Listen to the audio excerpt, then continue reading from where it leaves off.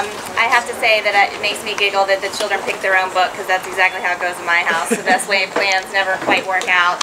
I'm Rachel Flum with the Economic Progress Institute, and I'm happy to be joined here today with child care providers, parents, Congressman Cicilline, SEIU, and other advocates to talk about an issue that is very near and dear to my heart, both professionally and personally, as I have 3 little kids as well. So first I wanted to thank the Congressman for being here today to hear how things are going in Rhode Island and to talk to us about what's going on nationally around the issues of quality, affordable child care and fair wages. And I also wanted to thank Martha for hosting us today. Yes. This is a great location and we appreciate the effort. All of you, some I don't know, but most of you I know. Welcome everybody here. I really appreciate it. I know it's a busy week too, so it's extra stress on top of that, so we appreciate you letting us be here. I also wanted to recognize the Representative Slater, who's always a great advocate for children and family in our state.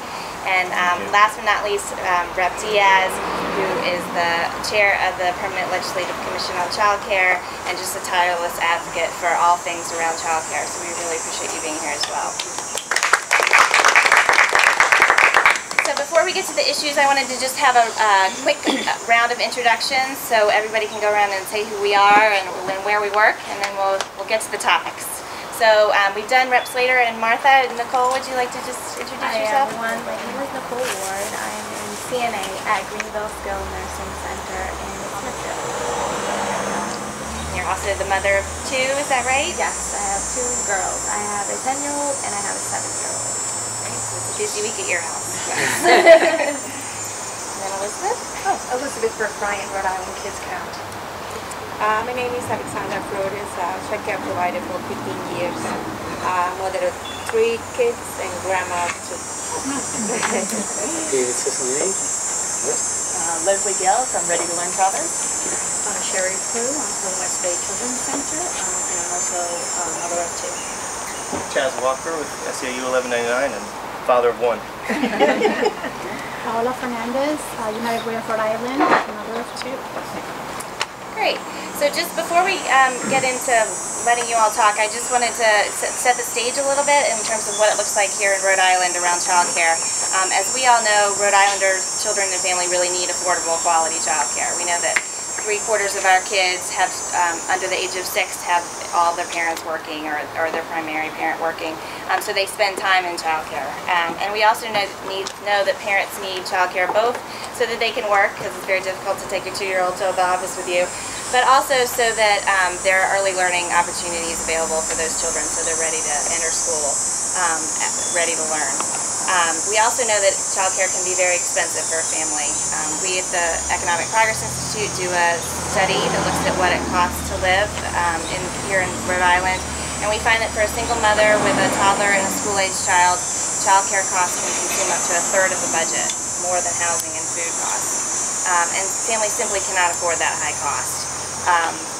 So federal and state investments really are critical in helping families afford that cost of child care.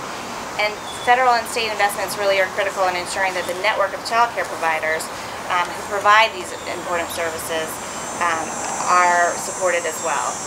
Providers need to be appropriately compensated for the vital early learning and both the safe child care settings that they provide for children and for youth and after-school programs. Unfortunately, as state budgets get tight, we know all too well, as the Congressman knows, that often programs that help families and children are the first to cut. Here in Rhode Island, over the past 8 years, we've seen funding for the subsidized child care program shrink by 30%. And this reduction was primarily in state support, which was accomplished by both reducing eligibility, which meant that hundreds of families lost their child care assistance, and also by freezing rates for providers. And the federal investment at this time was essentially been the same, so that didn't help weather the storm of the budget cuts for the child care program. So while the state has made some small improvements in the last couple of years, there really is still a crisis that needs addressing. So Congressman, would you start off by talking about what's what the federal scene is looking like and proposals that you guys have to help tackle this problem? Yes, sure. Thank you very much for including me, and thank you, Rachel, for organizing this. Thank you to my colleagues. I know Representative Diaz, I think, was the earliest and strongest and most passionate advocate for childcare workers, childcare providers. From the very first day I met her, and I know Representative Slater has been a strong champion as well. And as I just said yesterday, there's no person in Rhode Island who is a stronger advocate for Rhode Island's children than Elizabeth Burke, so thrilled that you're here as well. And to the providers, in particular Martha, thank you for welcoming us into your beautiful center and being part of this. As Rachel just mentioned, childcare providers provide a very important service to children and families here in Rhode Island and places all across our country. I just want to first begin by saying thank you to all the childcare providers for the important work that they do, being entrusted with our youngest members of our society, members of our community. We put forth a resolution, the Progressive Caucus, House Resolution 386, which is a resolution which really outlines our goals, what should be our nation's goals in ensuring access to quality, affordable child care, and I'm very proud to be a co-sponsor of that resolution. It grows out of a recognition that far too many parents cannot afford the care for their children while they're working, and it is really a very serious struggle for so many working families. And in Rhode Island, nearly 75% of young children under the age of 6 have parents who are working. And those parents want to be sure that their children are well cared for, that they have quality care and education in their earliest years, and because they recognize that it helps children thrive, it decreases the need for special education, it reduces incidents of child abuse, neglect, juvenile arrest, and ultimately leads to better graduation rates, better success, better college attendance rates, and ultimately better preparation to be part of the workforce. So these are early but really important investments. But Rhode Island families are really struggling as the costs of childcare have grown over the years, not only here but all across the country. The average annual cost of childcare is more than half the income of a family living at the poverty level. And as these costs continue to really weigh on families, it also takes a toll on businesses, because the reality is there's a cost to business when parents are not able to go to work because they have to care for a child because they don't have child care they can afford. And their estimates are that U.S. businesses lose $3 billion a year when employees are absent because of child care challenges. So there's an impact on our economy as well. And so what this resolution states is we really need a system that provides child care for all working families, to ensure that no working family has to pay more than 10% of their income for child care, and provides assistance to those families most in need. It also calls for providing child care for the 24-hour economy, including nights and weekends and changing job schedules. That's a very big issue. People don't have this sort of 9 to 5, 5 days a week job anymore. And families are challenged with very different kinds of schedules. And it also provides for a guarantee that all families who are eligible for child care receive it, and also focuses on improving the quality of the care that is provided. As we work toward these goals, I think it's also essential to remember that securing high-quality child care is important, and one of the ways that you do that is to be sure child care workers have competitive wages and access to the training and education they need to care for children. So making sure that these wages will continue to attract qualified personnel who are willing to both learn new skills and undergo training to provide the best care possible. The average child care worker in this country earns $10.60 an hour, a rate that has not seen an increase since 1997, even as the cost of living has obviously increased. According to this was a study that was done at the University of California at Berkeley. This means that nearly half of the children of child care workers rely on things like public support like food stamps and Medicaid and federal EITC and other programs to support their ability to take care of themselves and their family, because they just don't make enough. And it really is time to ensure, and I think the responsibility is on Congress, to take action to ensure that high-quality, affordable child care is accessible for every American family, and that the child care workforce can access the training and wages they need to make a living. And I know we're going to hear about individual stories today, where as meant in terms of your own families, but this is something that Congress has a responsibility to do. The federal government has a role in terms of providing resources, and I I will continue to be a champion for this, as I know our own delegation will. But this resolution, I think, is a very strong statement of what should be the policy of this country and how we should recognize that those who are entrusted with the early education and care of our children are entitled to the respect that job demands, and to be compensated and trained in a way consistent with those really serious responsibilities. So I applaud all of you who have been involved in this issue, both providing the care and advocating for child care workers. I really feel very humbled that you invited me to this conversation today. Great. Well, that's certainly wonderful news that the federal government is recognizing this is an important step, and we hope that this resolution becomes even broader to have a funding stream behind it. Right, exactly. Not just words, actions. That's right. I know, Rep Diaz, you need to leave. Would you like to say a few words about the importance you've seen about child care, affordability, or access here in Rhode Island? Thank you, Rachel. First of all, I would like to thank the Congressman David Cicilline. I'm not surprised that you are here. It's part of your nature to fighting for families and people in need. So thank you as a friend. And I remember the day you visited my child care in 2003, and it was so excited. Just lead the visit, and it was amazing experience for children and also for me. Before I became a politician, it was amazing to have a congressman in my house. But I also want to thank you to each one here today, especially the members of the Child Care Commission. I'm very lucky, very fortunate that I'm leading the Child Care Commission, where I have amazing leaders who care about families in Rhode Island. And I know for the last 8 years that we are scratching our head how to increase eligibility, how to help family, how to help home child care providers, and every single year strategize to put new things together to see what happens. But now with that resolution, we have a hope.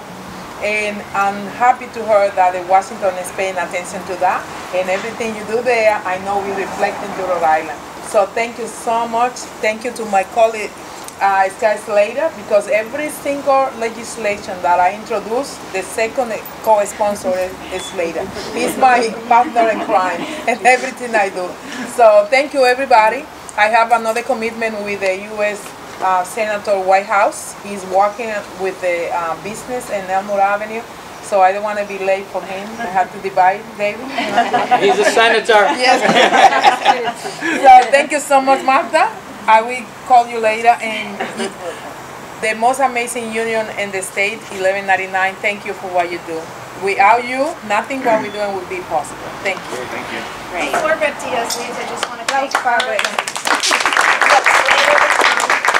For the real important wins that the General Assembly put forward last session on the 3% increase, which of course is really important, as well as the work to make sure that the education and training bill, to make sure that families that are receiving CCAP during education and training continue with that child care as they finish those job training programs. So before you leave, I just wanted to mention that.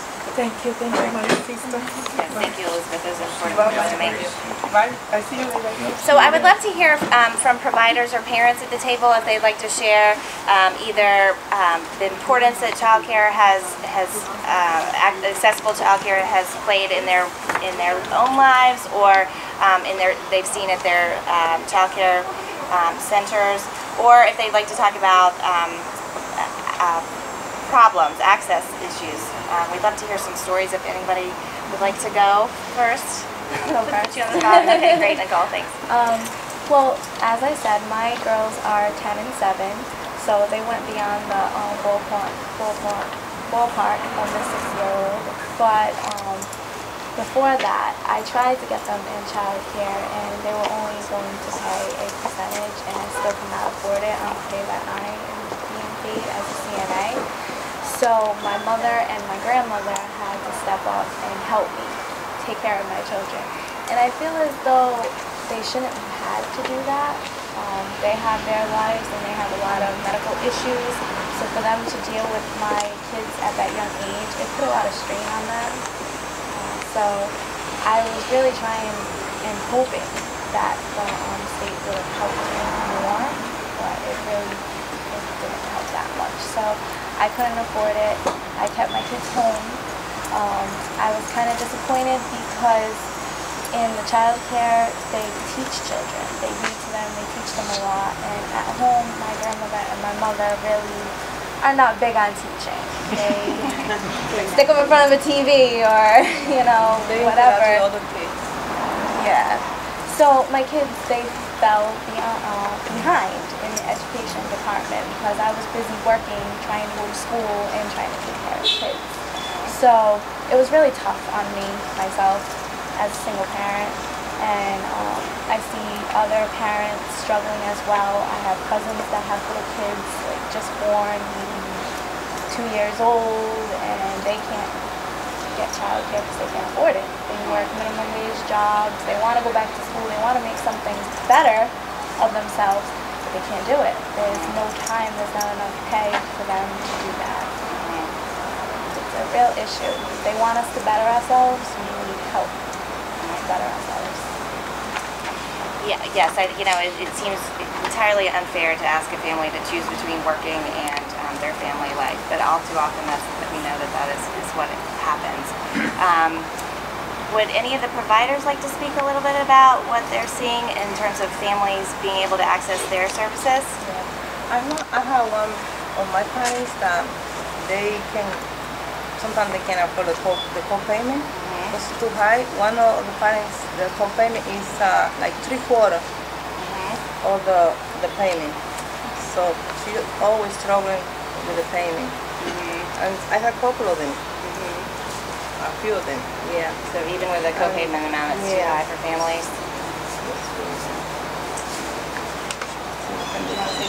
Oh, yeah, sure. I mean, I'm Representative Scott Slater, as I've been introduced, but I'd like to thank the Congressman for his work that he's done on the federal level on this issue.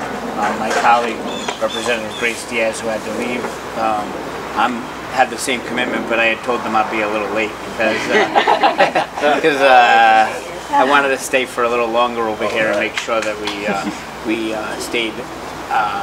You know, the child care workers are a special group, especially to me and to my family.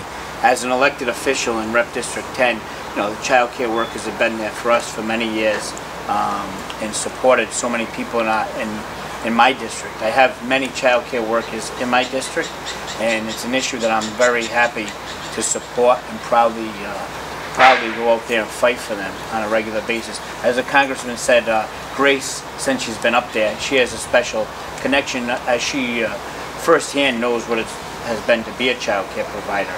And before Grace, though, my father was a state representative in District 10, and he fought very hard on this issue. And I remember many years as a campaign manager working with him and stopping in the homes just like this and talking to people on a weekly basis about the challenges that they met. Now, as you said, you know, there's been cuts, and I remember early on when my father was up at the State House, the subsidies that the state provided in the federal government were a lot higher, you know, and it was able to provide for a lot more eligibility and families to get that. And I always tell a lot of my colleagues up there, that's one of the numbers we want to see increasing, because the good thing about that number increasing, it means more families are working and they have affordable, safe child care. So I will continue to fight and work on this issue up at the state, and it's great to hear, you know, the issues that are going on. As we spoke, I'm the father of a 5- and 3-year-old, and my daughter just started kindergarten this week.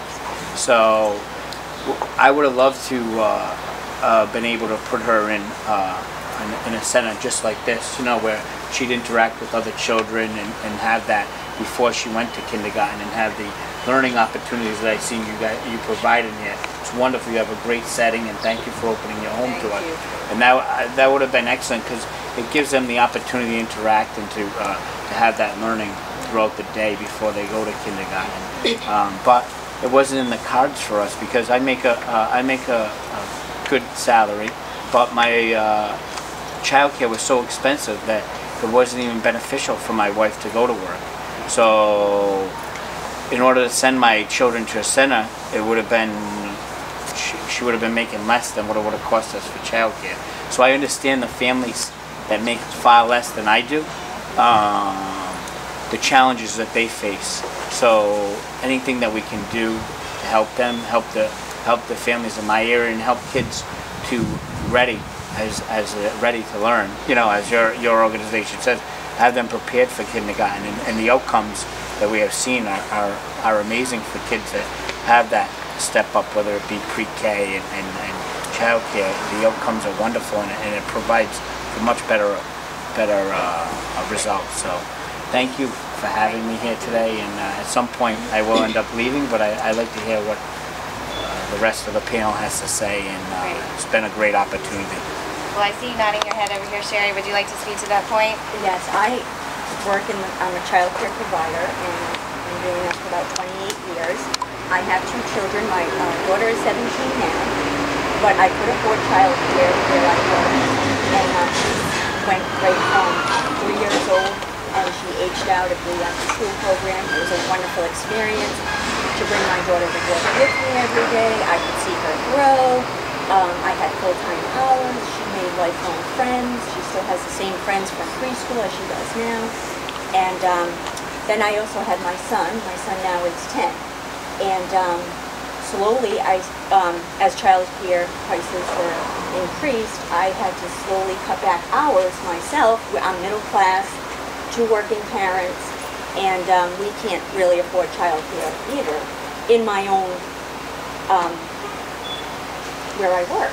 So I had to cut back hours. I had to work mom hours, 8:30 to 2:30, so I could be available for my children after school, because I can't afford any longer child care. And so I'm kind of in, you know, that type of situation too, where I don't know yet, is it worth working? You know, I'm only making so many dollars bringing home, because it would go to child care. So I feel the same way too, where is it worth, you know, and when they were toddlers, my father would watch my daughter, and he'd be napping off, and I'm like, Dad, you have to watch her! Please! So, you know, and it's a great experience. I agree with, you know, socializing, all that good stuff. And but we're middle class, and it's hard for us as well to afford it. Can I just, I think one thing that's obvious but worth stating is that this issue, both on the provider side and on the employer, parent side, disproportionately impacts women. I mean, 95% of people who provide child care are women, and my guess is the percentage is probably almost as high in terms of the parent that's affected by the lack of affordable child care. Exactly. You know, Scott's a perfect example. His wife stayed at home, not him. So. Right. You know, I think we've touched upon what a crisis this is for parents, and our choice of words is really interesting. We refer to child care workers and child care providers, but in other circles we refer to educators, and we have never seen a bigger mismatch between what the compensation is and what the expectations are. And the expectation is not that these folks be child care workers or child care providers. The expectation is that they be educators. And we are placing extraordinary, I'll say, demands on the child care workforce to return to school, to get credentials, to go to college, to earn their degrees, but we have really no strategies to get that compensation above what you cited, David, of $10 an hour, and we are experiencing a crisis, and I can't emphasize that word enough in the profession. I look around at who's doing this work, and I see all women. I see in many cases women who are in leadership roles, women who are aging and who will be retiring. I don't see people wanting to move into those leadership roles because, by the way, the leaders are not making that much more than $10 an hour. And I look at my own organization where we have a staff of 20 plus people, most of whom have bachelor's degrees and master's degrees in early childhood education. Many of them started in classrooms or in director roles, and none of them can afford to go back to them. They would like to, but they can't afford to. And it's very telling that not a single one of them would say to their own children, you should consider a career in early childhood education. Not a single one. So we have a crisis, and you know, I don't know how we get out of this crisis without federal help, because parents, we talk about $15 an hour for for childcare workers, educators, and everybody wants that. But you know, when I think about directors who have to compensate their staff, it's not that they don't want to compensate their staff, it's that they can't figure out how to do it, and they can't ask Nicole to pay more. So this is a crisis all around. Can I jump in on that? Yes. Because I think everybody agrees sort of birth to 5 are the most important formative years, you know, in children's lives for what their futures are going to be, what their futures in school and in their career are going to be, how their brains develop, etc. But we don't fund it like that as a society. We do not. It's the one piece of our education system where we say, parents, it's pretty much all on you. It's pretty much all on you as parents. There's some state support, there's some federal support, but past a certain limit, it's next to nothing. And so people either make a decision to, you know, one parent stop working, which puts a drag on the economy potentially, or have their child not in an educational setting, but in just more of a caretaker setting. And we've got to figure our way. We got to figure our way out of it. And, you know, we're glad for the resolution. We're glad that you're a part of it, Congressman, because I think we have to have this conversation nationally about how do we figure this out. Because yes, everybody deserves more, but the supports aren't in place to make that happen. And so we have to, as a society, have that conversation. There's a national conversation going on around Fight for 15, around economic inequality. It started with the fast food workers, it moved to healthcare, it moved to adjunct faculty, it's moving to childcare, it's moving to airport workers. Wages have been stagnant for like 4 decades, where productivity continues to go up. That's a problem in our society. We have to figure out how we lift wages for everybody, but yes, for childcare too, because if we really view this as the most important years in a child's life, we're going to value the people that are working with children during that time and figure out a way to do this. So we're really, you know, glad that we're having this conversation today, because we think we all have to figure out to work together to make it happen. I think there's an opportunity moment in terms of the timing of the resolution and the recent reauthorization of CCDBG, the Child Care and Development Block Grant, that provides federal support to states on a sliding scale for the state runs the program on a sliding scale. But I think that the sort of the reception to it is the very good news is that the reauthorized CCDBG continues to put an emphasis on quality. The quality matters to child outcomes. We know from everything we know about brain development and early learning pathways how important quality child care is. And there's a lot of emphasis on the quality set aside, on measures of quality within the federally newly reauthorized child care law in Congress. The issue will be the funding, the federal funding for the states to implement this program, because by raising those standards and raising those expectations of the children's outcomes that we know we need in order to prepare them well, as Representative Slater said about entering kindergarten, we know that it takes additional resources to do that. So I know you're on top of that as well as the resolution. That's more of a budget issue, and maybe you can address sort of where that stands right now. Yeah, I mean, I think it's, you know, I think it is, to Chaz's point also, it's a question of kind of forcing decision makers to understand the kind of the way the world and the way the American economy works today is different. You know, this issue was not as urgent, you know, 25 years ago when families could afford to provide for themselves and their children with one of the adults working. You know, when wages were sufficient that you could do that. That is not the case for the vast majority of working people today. So we either can pretend it's, you know, 1950 and leave it to Beaver, and, you know, the mother's at home with the kids and the father's out working, making up, or recognize this new reality where both parents are working. Or very often it's a single parent who obviously has to work, and, you know, figuring out, you know, you look at the, you know, families' budgets, and childcare, and very often is the biggest number. Yeah. You know, the biggest number, bigger than rent, bigger than food. I mean, and so if we actually want people to be successful and have the ability to enter the workforce and sustain themselves, we have to understand that this is a collective responsibility of federal government, working with state governments, working with providers to make sure resources are there. Because in the end, I think that's really what it is. Resources have to be available, and the federal government has a responsibility to sort of adjust the level of investment based on the need. And unfortunately, we're working in a Congress right now where not everyone shares those same values, but it's our job to do this. And the sort of good and bad news is this demand exists in every single congressional district in the country. You know, that's there. So. You know, and I also just want to add what I think is the very special role that family child care providers play within this early learning system, because to the point that you made before, when you in particular when you're talking about low-income children, those families are not working 9-to-5 jobs. They're working erratic schedules. They're working evenings. They're working weekends. Sometimes their schedules shift week to week, and I don't know of any centers that have schedules that can accommodate those families, and it's family child care providers that are serving our lowest income families. And so, you know, making sure that we have strategies in place to support not only high quality learning environments, but not have that be off the backs of poor women who can't afford to raise their own families. And it's really critical. Can I just add, at United Way, we house 211, which you all know people call for information and referral. And what this resolution does is really answer what people are calling about. So they're calling about meeting basic needs, and childcare is a huge cost. The 211 operators spend a lot of time trying to figure out what's happening in the household, and it's really concerning how parents have to scramble.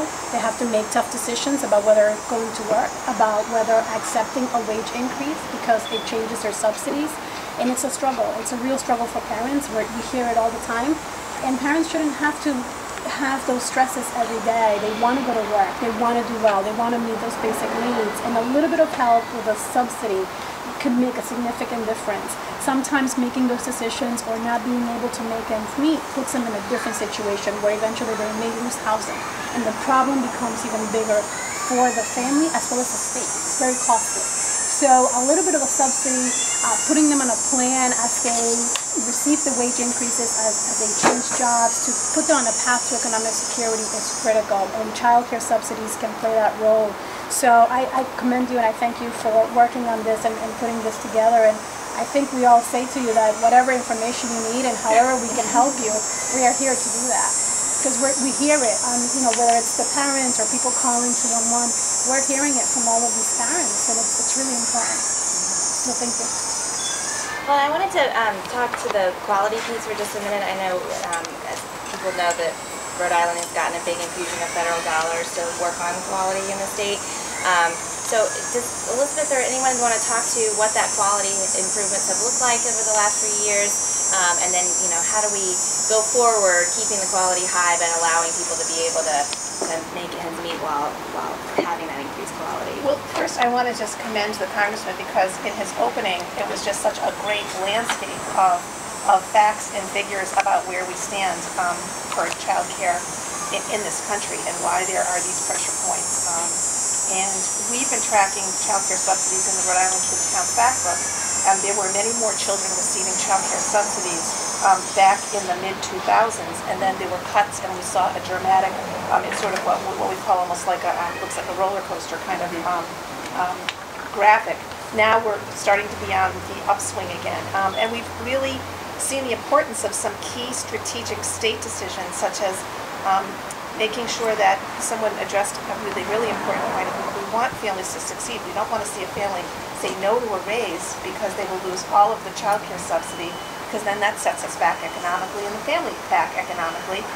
But the state has put into place sort of an exit strategy that was passed 2 years ago that says that once you're eligible, you can stay on the program up to a certain higher amount once you receive some additional raises. Those are the kinds of really practical things that really support families, because it's not in the best interest of quality for children to be yanked here and there, just getting settled into a program like Martha's program, and then their parents lose the subsidy, the child leaves.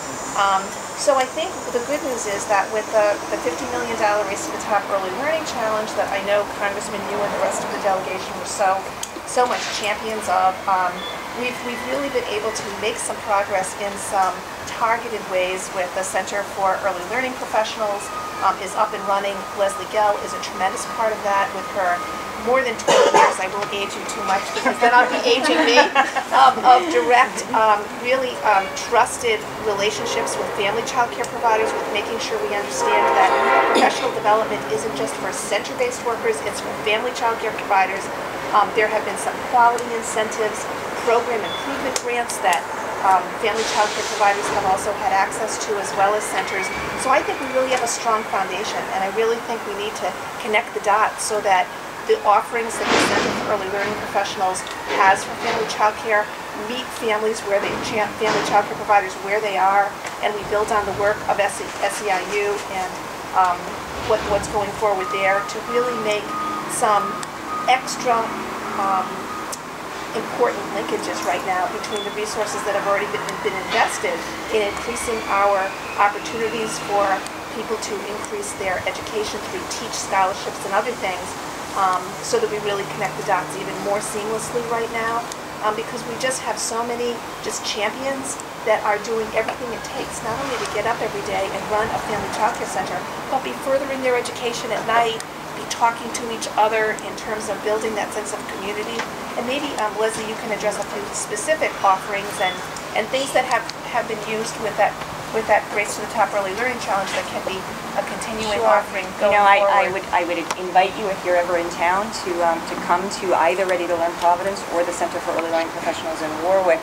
Any night of the week from 6 to 9, there are in every single training place that we have groups of anywhere from 15 to 30 women who spent from 6 in the morning till 6 at night with kids and are now engaged in some kind of professional development, and all day Saturday. We have, and I think there is more professional development available in the state now than I think at any other point in time, as there should be, given that there was a huge infusion of funds from Race to the Top. And I think our big challenge as a state is how do we sustain that once the Race to the Top funding goes away. And if we look at the dollars that typically have funded that kind of professional development, it's really almost exclusively through the block grant. And so, we all refer to turning back into a pumpkin once Race to the Top goes away, but we have got to figure out strategies in order to continue this trajectory that we are on, of improving quality, and at the same time, not lose our focus on, we don't want to do that off the backs of the women who are doing this work. I think people are always asked, well, what does it cost? What's the cost of care? How much does it cost to run a family child care provider home or a center? And we can easily figure out that math, but what frequently doesn't get included in that calculation is the uncompensated wages, right? So yeah, we can figure it out on minimum wage, but really, this person has a bachelor's degree and 15 years experience, and we're only paying them $10 an hour. So, what's the uncalculated cost of care that we're not factoring in? So, do you have is the professional development here, is the conclusion of that some certification, or like what? So yeah, how do you that's a great question, because I think we have, in this state, we have a quality rating and improvement system that in Rhode Island is called Bright Stars, that has many domains of quality, and one of them is staff qualifications. And decisions were made in this state, and I think that people can agree to disagree about whether this is correct, but decisions were made that to advance on that pathway, it must be college credit bearing. You must earn college credits for it. And so in the professional development that we're offering, we are not able to offer college credit because we're not an institution of higher education. However, people are expected for licensing purposes to achieve a certain number of hours per year, and these will work towards those hours. And we are absolutely looking to create a culture in the state that says it's not just about doing your hours, and so those hours represent a floor, not a ceiling. And so we've made some very intentional decisions about not having professional development that's just a one-shot workshop, but that they are series, so that people can go back to their programs and try things out, implement, reflect on it, come back and talk about it, and that there's an iterative process. So, really looking to professionalize the field, and as we seek to professionalize the field, we also want to make sure that it is followed. And I noticed, Martha, congratulations. The first thing I noticed was the Bright Stars rated program banner on the front, and I think that she's to be congratulated for being part of that professional development journey. She's an example to so many others that are joining in every day. Absolutely. Both Martha and Alex for years and years have been coming to Ready to Learn Providence in the evening at 6 o'clock at night, staying till 9 o'clock, and you know what? Class is over at 9, and at 10 people are still there talking. Right, still there talking. And so, you know, I think, you never doubt how committed people are to the profession, and I think we owe it to kids and to families and to the workforce to make this a national priority. So, Alexandra, would you like to say anything about what you're seeing at your center, or? I have many experience. As a childcare provider, I see for many years struggling with parents collecting the co-payments. And for example, right now I can see a parent, I think she got a 15-cent rate per job. So that amount she got from her paycheck, they raised the co-payment. So now she say, I don't know what to buy diaper or pay your total co-payment. So it's very sad when they tell you the stories, when you hear the story from the parents, they can't afford the child care. Another thing is, she told me, somebody from her family, they can't afford the child care for their kids, so the kids remain at home with grandparents. The kids only watch TV. And she told me, my cousin, they cannot talk. They don't know how to interact with the other kids, so they stay at home. So when those kids go to kindergarten, they don't know.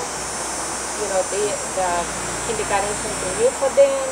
They don't know how to interact with other kids.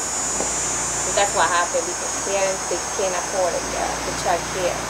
And I think every single child deserves a very good quality setting for the child care. Yes, I think we all agree with that. So we have about 5 minutes left, so let me just throw out a general question to folks. I mean, how can we all work together in terms of moving this forward and making big change? People have thoughts around how to make this happen? No, I do think, I mean, we have to work hard to be sure that we elect people to Congress who, when we have budget decisions to make, that we're surrounded by people who understand the value of child care providers and fair compensation to child care providers and all the things that are necessary to professionalize this work. So I do think that's actually one responsibility. But one thing that I think would be very useful is, I think the importance of early childhood education and the work that child care providers do and the work that Ready to Learn is doing, I think in many ways the public is not aware of that. And so I think we are combating some pretty ugly stuff in which people really disrespect the work and the individuals who do this really important work and have no idea of the commitment and professional development that is underway, and frankly the huge impact it has on the ultimate success of a child in their later years. And I think there are political leaders who talk about it, union people talk about it, but I think actually the education people like Leslie and Elizabeth, it would be really great, or people like you, to kind of get that message out, because I don't think, for people who don't have a child, maybe in child care, may not know these issues, and I think it's an easy thing to understand once you're reminded, like, oh yeah, actually this is really an important time for young people to be educated before they go into formal school, and it does, and I just think it won't take a lot to convince people. I think getting information out about the work that's being done in Rhode Island, which is really terrific, and the urgency of making sure the resources continue to be there so we can build upon the work, I think would be really valuable. Yeah, as a mother, I search the internet all the time looking for services, either to help my kids with after-school activities before I go to work. So I go to work at 7, finding daycare to provide for them if my family can't. A lot of parents don't know what's out there, just as you said, So me myself, I'm an internet person, so I search the internet like crazy, looking for anything and everything out there to help me. So I think if we had maybe a website or something that had a lot of information on it for parents, for their children, anything that can help them, that would be a really big help, I think. Great. Anybody else want to, any last words? I mean, I think, as we've all talked about, like, we have to make this both a state and national priority. We have to, be able to make sure that anyone who wants to be president is telling us where they stand on the question of early care and education for young children, and that, whether it's from Rhode Island or from North Carolina or from Georgia. The members of Congress understand. We've done these events in multiple states as a union together with partners in other states, that members of Congress hear from people, real people, about why this issue really matters, both from their own family standpoint, from the broader state economy standpoint, from the child development standpoint, from the issue of the people who are doing the work, right, providing the education. Because it's that one piece of our system that we haven't figured out as a society what we really are about. And I think most people around this table share a sort of basic vision about where we need to go, and we got to continue to build alliances to get there. I think how we would view it. Let's figure out all to work together to make people take this issue more seriously and get more decision makers like you on board. Well, great. Well, thank you everyone for being here. I thought this was a great event. We really appreciate you being here, and we really appreciate what you're doing in Washington. Thank you for all of Send our voices back up there. So, thanks everyone. Thank you, Congressman.